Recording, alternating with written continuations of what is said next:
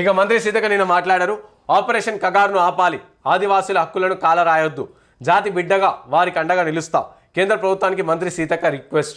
So 8వ పేజ్లో ఒకసారి చూద్దాం మనం డీటెయిల్గా. ఎందుకంటే ఇటు ఆపరేషన్ కగార్ పైన సో నక్సలైట్ 2026 మార్చ్ కల్లా కంప్లీట్గా నక్సలైట్ లేని దేశంగా చేస్తామని చెప్పేసి రామ్నాథ్ కోవింద్ చెప్పిండ్రు. సో అదేవిధంగా ఇక ఆపరేషన్ కగార్ను ఆపాలి, ఆదివాసుల హక్కులను కాలరాయొద్దు అని చెప్పేసి మంత్రి సీతక్క గారు నిన్న మాట్లాడారు. ఎందుకంటే చూస్తే మనం గతంలో ఆపరేషన్ కగార్ అని చాలా రోజుల నుంచి ఎప్పటి నుంచో నడుస్తుంది. మెయిన్గా తెలంగాణ ఛత్తీస్గఢ్ బార్డర్లో సో కంప్లీట్గా సుమారుగా 25 నుంచి 30 వేలకు పైగా కేంద్ర బలగాలు, ఇటు మిలిటరీ కావచ్చు, పారామిలిటరీ కావచ్చు, ఇవన్నీ కూడా కంప్లీట్గా వాళ్ళని మోహరించి సో అక్కడ ఉన్న నక్సలైట్లను కంప్లీట్గా అంతం చేసే దిశగా కూడా కేంద్రం పావులు కదుపుతా ఉంది. ఈ నేపథ్యంలో చాలా వరకు ఇటు ప్రజా ఉద్యమకారులు కావచ్చు, లేకపోతే ప్రజా కార్యకర్తలు కావచ్చు, వీళ్ళందరూ కూడా సిపిఐ లెఫ్ట్కి సంబంధించిన పార్టీలు కావచ్చు, వీళ్ళందరూ నాయకులు కూడా ఒక్కసారిగా రోడ్డుకు వచ్చి వీటిపైన నిరసన కూడా వ్యక్తం చేస్తున్నారు. అయితే ఇందులో ప్రధానంగా మంత్రి సీతక్క ఇంకా మీరు ఎప్పుడు మాట్లాడతారు, మీరు కూడా ఒక ఆదివాసీ బిడ్డ కదా, మీరు కూడా మాది నక్సలైట్ కదా, సో మీరు మాట్లాడాలి కదా. ఎందుకంటే మనం చూసినాం రీసెంట్గా ములుగులో కూడా ఎన్కౌంటర్ జరిగింది.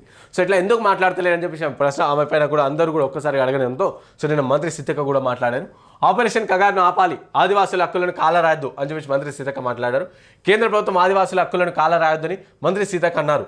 ప్రజాభవన్లో మంగళవారం మంత్రి సీతక్క భారత్ బచావో సంస్థ ప్రతినిధులతో గాదే ఇన్నయ్య, డాక్టర్ గోపీనాథ్, జంజర్ల రమేష్ బాబుతో భేటీ అయ్యారు.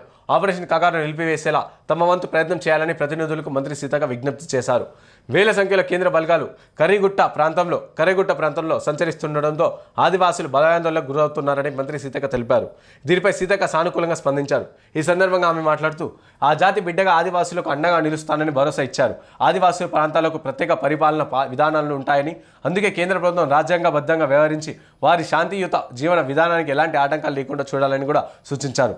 ఇక ఆదివాసుల ప్రయోజనాలకు దృష్టిలో పెట్టుకుని ఆపరేషన్ కగార్ను తక్షణమే నిలిపివేయాలని అని చెప్పేసి కేంద్రానికి కూడా మంత్రి సీతక్క డిమాండ్ చేశారు. ఎందుకంటే మనం చూస్తాం నిన్న గాదే ఎన్నయ్య కావచ్చు, ఇట్లా వాళ్ళు చాలా మంది కూడా సో వీళ్ళందరూ కూడా ఇటు నిన్న సీతక్కని కలిసిరు, దాంతో జానారెడ్డికి కలిసిరు. సో వీళ్ళందరూ కూడా కలిసి ఆపరేషన్ కగార్ పైన రాష్ట్ర ప్రభుత్వం కూడా మీరు కూడా మాట్లాడాలి, మీరు మాట్లాడి కేంద్రం పైన ఒక ఒత్తిడి తీసుకొచ్చే ప్రయత్నం చేయాలి అని చెప్పేసి కూడా ఇట్లా ఈ విధంగా కూడా కంప్లీట్గా అందరూ కూడా చేస్తూ ఉన్న పరిస్థితి. సో చూద్దాం మనం ఆపరేషన్ కగార్ పైన ఏ విధంగా నిర్ణయం తీసుకుంటుంది. ఎందుకంటే ఇటు చూసినా మనం చాలా వరకు ఇటు పాకిస్తాన్ వచ్చి ఉగ్రదాడి చేసిరు కాబట్టి సో దానిపైన రివెంజ్ తీసుకునే ప్రయత్నం చేస్తారు. కానీ ఇటు నక్సలిజం ఎవరైతే సో నక్సలైజం కావచ్చు, మెయిన్గా చూసుకుంటే చాలా వరకు ప్రజా సంఘ నాయకులు ఏం చెప్తారంటే ఇది ఆపరేషన్ కగార్ అనేది సో నక్సలైట్లను చెప్పడానికి కాదు, ఆదివాసులను భయపెట్టడానికి, అడవిల నుంచి ఆదివాసులను ఎల్లగొట్టడానికే ఇది తీసుకొచ్చిరని చెప్పేసి కూడా చాలా వరకు రాజకీయ విశ్లేషకులు కావచ్చు, ప్రజాప్రతినిధులు అందరూ చెప్తాను. ఎందుకంటే ఆదివాసులు అడవిలలో ఉంటారు, అడవిల కిందనే ఖనిజ సంపద ఉంది. సో వాటన్నిటిని తీసుకోవాలంటే ఫస్ట్ ఆదివాసులను అక్కడ నుంచి జరపాలి, ఆదివాసులను జరపాలంటే భయపెట్టాలి కాబట్టి ఇలాంటి ఆపరేషన్లు చేసుకుంటా వాళ్ళందరినీ కూడా అక్కడ నుంచి ఎల్లగొట్టే ప్రయత్నం జరుగుతుందని చెప్పేసి చాలా బలంగా వినిపిస్తూ ఉన్నారు. సో చూద్దాం మనం దీనిపైన కేంద్రం ఏ విధంగా తీసుకోబోతుందో నిర్ణయం.